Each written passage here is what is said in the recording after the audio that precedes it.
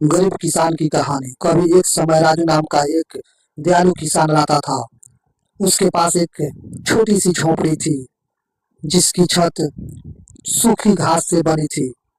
राजू बड़ा ही गरीब ईमानदार इंसान था। गरीबी से कभी हिम्मत नहीं हारी थी। राजू अपने खेतों में बहुत मेहनत किया करता। उसकी मेहनत से ही इस साल उसकी खेत सब्जियों से भरा हुआ था। मोटे लाल टमाटर और मिर्ची जैसी अनेक प्रकार की सब्जियां उसके खेत में लबालब था। कुरकुरी हरी भिंडी और चमकदार बैगनी बैगन।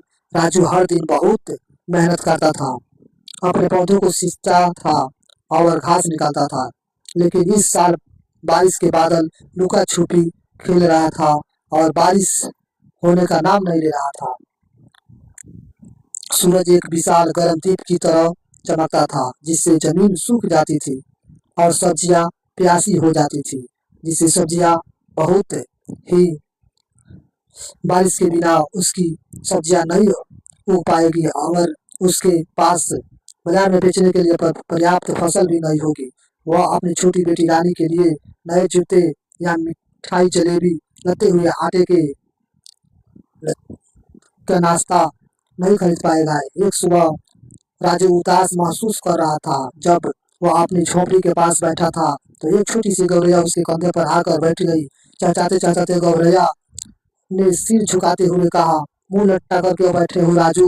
राजू हैरान था। एक बोलने वाली गौरैया।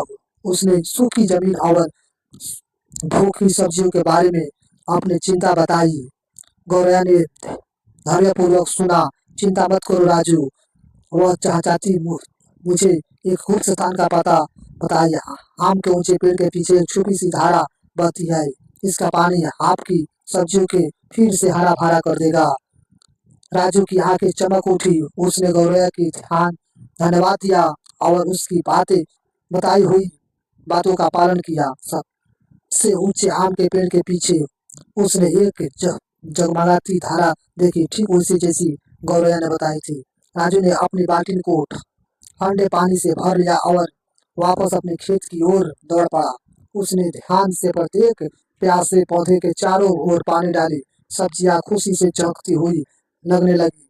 उसकी पत्तियों की हरियाली बढ़ गई। कुछ दिनों बाद आखिर सब बारिश आ ही गई। कोमल बूंदें छत पर टप टप पड़ने लगी जिससे राजू का दिल खुशी से भर गया। उसकी सब्जियां बड़ी और मजबूत हो गई, चुनने के लिए तैयार हो गई। राजू ने अपनी ताजे फल सब्जियां बाजार में बेची।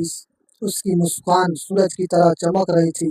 उसने रानी के लिए नए जूते और जलेबियों का एक बड़ा डिब्बा खरीदा।